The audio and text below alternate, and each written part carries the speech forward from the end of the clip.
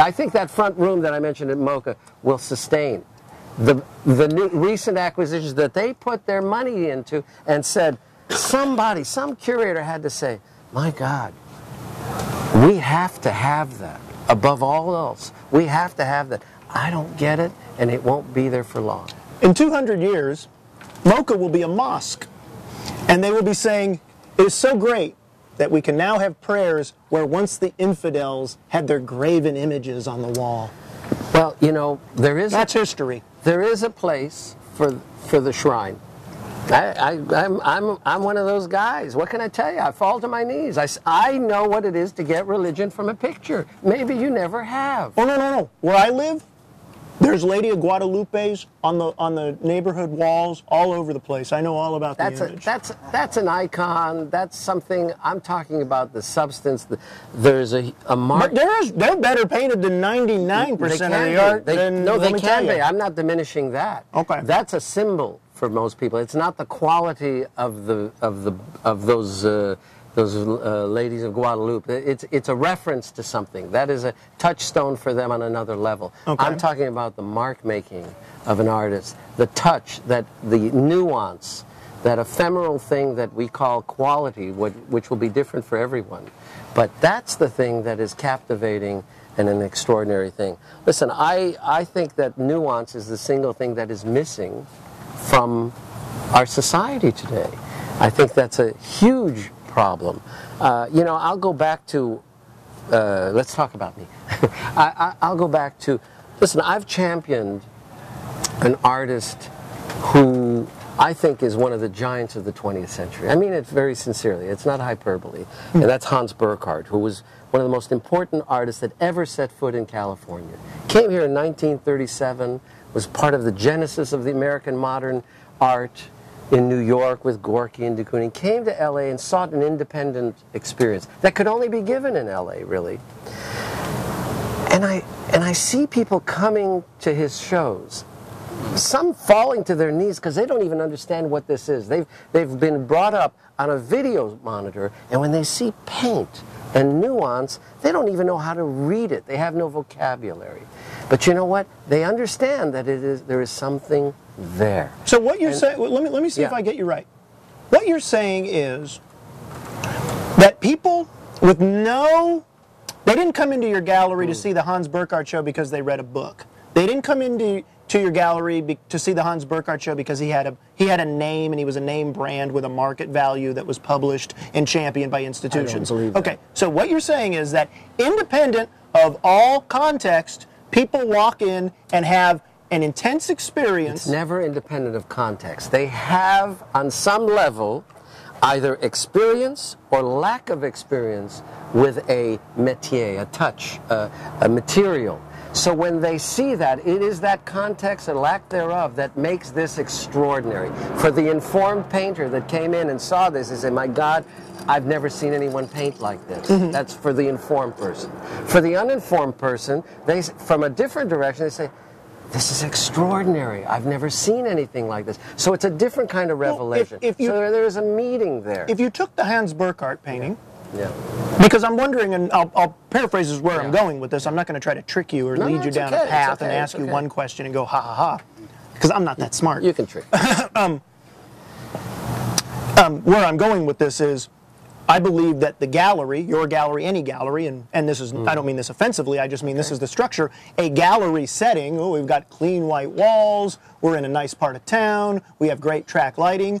I am going to give you permission now to have a wonderful aesthetic experience, no matter what the hell I got on the walls. And admission is free as a consequence. Oh yeah, you get what you pay for. So, if you took the Hans Burckhardt, and you've already, I believe, at least tacitly confirmed to me that one does not need to be told all of the history of Hans Burckhardt to enjoy a Hans Burckhardt. Whereas I would argue that without the price tags, the Rothkos may not necessarily have the oomph that we are giving them. We've been told so many times these Rothkos are the greatest, and you know, I'm thinking color swatches at Walmart. Okay, I won't argue that people aren't colored by that. Okay, yes, exactly. So people bring this into. Of course, if I take that Hans Burckhardt out of your gallery, of course I would get permission to borrow it. I wouldn't just take it out of your gallery. and I take it down and I put it on the wall in my neighborhood next to the shrine of Our Lady there on the wall. So now I've rid of all context. I've not only do we have the people who went to your gallery without the context that this is important, this is 1937, this is authentic, first guy in LA. Or 1987, we're not talking about no, but you're saying somebody who, yeah, okay. It has nothing to do with the genesis. Just because you were there at the beginning is not, being there is not the greatest attribute. No, that's a big problem. You've got to do more than show up to be an artist. I missed a party once and the cops busted it, so not being there was more important than being there. But I took off your tag. So my argument at least is that, and I'll let you argue against it. I'll just state what I'm stating here is that if you take most paintings out of this rarefied context that is completely manufactured, separate from the artist, separate from the art experience, and you put this painting, like I said, on a street corner or in somebody's house or garage in a lower class neighborhood, it loses, most art loses 99.99% of the power and transformative energy that are prescribed to it. And it is the rare artwork. And there are these artworks, there are these paintings, primarily paintings, I'm with you on the painting thing. I believe that. There are ones that can transcend that and people go, wow. And you get a wow out of the heir to a fortune in Beverly Hills, and you get a wow out of a janitor just off work in Huntington Park. It's been my experience. Yeah, I cannot tell you the dynamic that happens in an art gallery that no museum curator can experience. I'm there to see people come in and day out, and I have to engage them. A museum curator, what do? They host a party. They have an opening. And I'm not diminishing the work that they've done. I am. But, well, let's just say this happened to be one that you liked.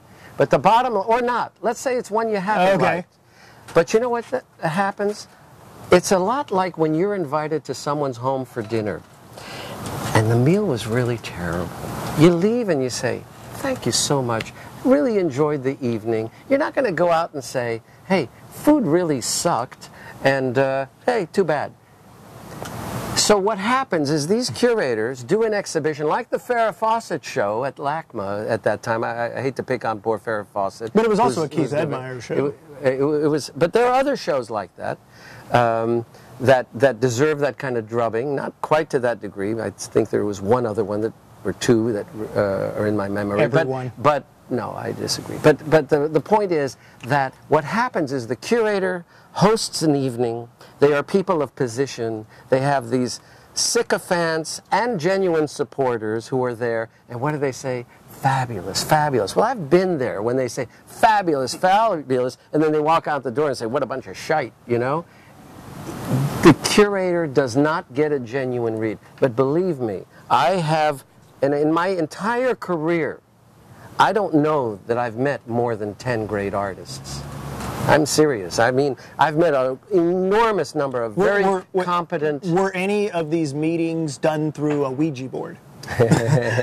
Well, you know, they might... Because you could get it up to maybe 10. They might, in my estimation. I don't even think 10. I think I'm being exaggerating. But the truth of the matter is, I have experienced it and I have witnessed everyone from my postman to my FedEx person to children to people coming in and saying to me, what's happening to me? I don't understand what I'm experiencing. And I'd say to them, I've had the occasion. I walked into a room once. I'll never forget it. I walked into a room, there was collectors that had never bought anything from me. They'd been here for a long, long time. And they were in the gallery, and I finally figured I should come down just to be pleasant and say hello. You know, I always appreciate people coming. And I come down, and I see the husband in the far corner. I don't see the wife because the gallery, there's a wall over here and in the back. And I turn around, and she turns. I said, you know, I said hello, and she turns around, and mascara is running down her face. And she turns around and says, Jack, what's going on here? I said, well, Phyllis, what do you mean? She says, I don't know. I'm standing in front of these paintings, and I'm just crying. I can't stop crying.